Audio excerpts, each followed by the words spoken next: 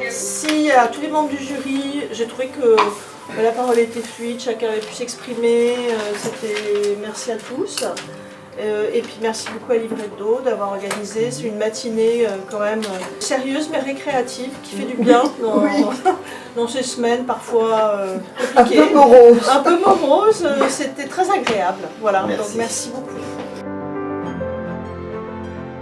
Les délibérations se sont très bien passées. Ce qui est amusant, c'est de voir qu'on avait un jury très varié, ouvert, et que chacun avait son coup de cœur et avait envie de le défendre. Et pourtant, on a réussi à se mettre d'accord assez vite. Et j'ai vraiment eu l'impression d'avoir affaire à un jury passionné. J'en suis très content. J'ai trouvé que c'était vraiment très intéressant, très agréable. Et ce qui m'a le plus intéressé, c'est qu'on avait à peu près tous les mêmes choix. J'ai trouvé les délibérations vraiment intéressantes parce que d'une part très stimulantes, on explore tellement de dossiers, tellement de facettes de l'édition, allant du contenu jusqu'à l'objet livre avec beaucoup d'inventivité. Voilà, donc c'est un beau parcours qu'on fait en une matinée tous ensemble.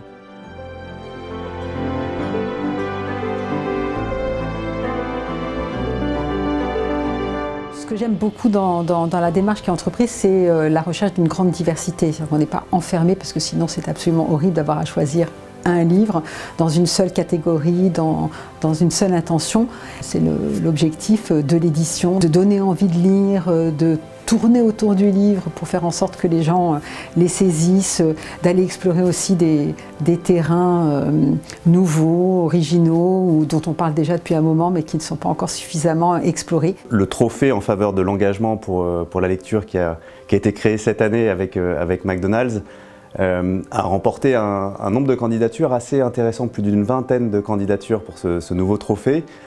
C'est assez exceptionnel et on a eu des candidats qui nous ont fait des propositions très intéressantes et innovantes, notamment sur l'inclusion de tous dans le monde de la lecture.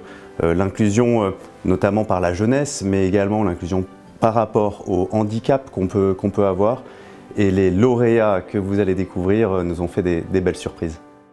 Et maintenant, il ne me reste plus qu'à vous donner rendez-vous au Théâtre National de l'Odéon le 7 avril prochain pour découvrir le palmarès des trophées de l'édition de Livre Hebdo.